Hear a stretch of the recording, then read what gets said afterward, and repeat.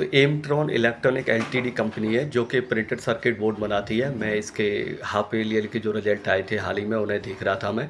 तो ये कंपनी 1400 करोड़ का मार्केट कैप है, 57 का प्राइस टू अर्निंग है, रिटर्न ऑन इक्विटी आरओसी दोनों 25 के करीब है।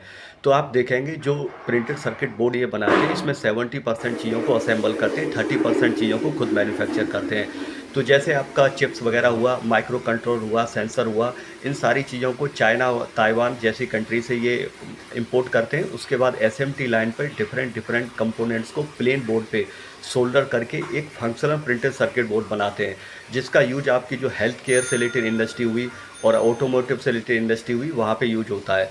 तो बेसिकली अभी इनके पास 2 सर्टिफिकेट हैं और इन 2 इंडस्ट्री से रिलेटेड ही ये प्रिंटेड सर्किट बोर्ड बनाती है। हालांकि इन्होंने आपका जो डिफेंस और एयर स्पेस वाला जो सेगमेंट है इसके लिए भी सर्टिफिकेट के लिए अप्लाई कर रखा है। अगर यहाँ मिल जाता है तो आने वाले दिनों में इनके पास काफ़ी सारी अपॉर्चुनिटी रहेगी।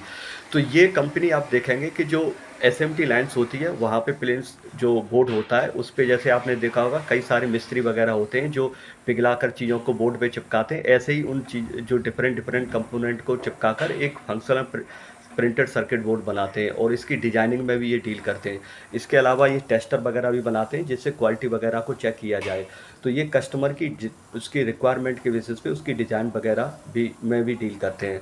तो कंपनी के अभी कोई ऑर्डर से रिलेटेड कोई इन्होंने बताया नहीं था, लेकिन इन्होंने जो अपनी पाइपलाइन वगैरह उसके बारे में ज़रूर बताया था कि 800 करोड़ के करीब इनके पास पाइपलाइन है।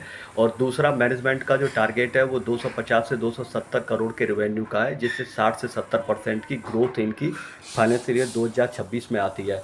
तो अगर इनका जो कैपेसिटी यूटिलाइजेशन देखेंगे तो 400 करोड़ के करीब ये जो 400 करोड़ के करीब ये रेवेन्यू वाला जो ऑर्डर है ये एग्जीक्यूट कर सकते हैं, और शिफ्ट को अगर बढ़ा देते हैं तो उससे ज़्यादा भी ऑर्डर आएगा उसको एग्जीक्यूट कर सकते हैं। तो देखने वाली बात ये रहेगी कि आने वाले दिनों में कैसे परफॉर्म करते हैं। अभी जब H2 के रिजल्ट आए थे तो उसमें लगभग 100% के करीब इन्होंने रेवेन्यू ग्रोथ दिखाई थी। प्रॉफिट ग्रोथ तो 100% से ज़्यादा रहा था। तो गाइडेंस 60 से 70% की है आने वाले जो इस वाले क्वार्टर्स हैं, क्योंकि कंपनी ने बोला है कि आने वाले दिनों में हाफ ईयरली रिजल्ट ना डिक्लेयर करके क्वार्टरली रिजल्ट डिक्लेयर किया करेंगे, जो अच्छी बात रहेगी।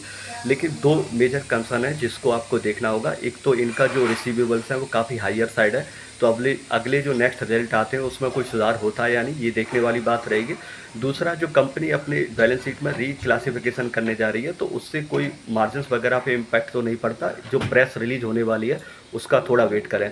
तो ये 2 चीज़ें आपको देखना होगा। ओवरऑल कंपनी ठीक है, जिस सेगमेंट में डील करती है वहाँ पे डिमांड काफ़ी सारी है। दूसरा, इनका जो debt almost debt free company है, तो ये फंडामेंटली ठीक ठाक है। बाकी का ग्रोथ को आपको मॉनिटर करना पड़ेगा।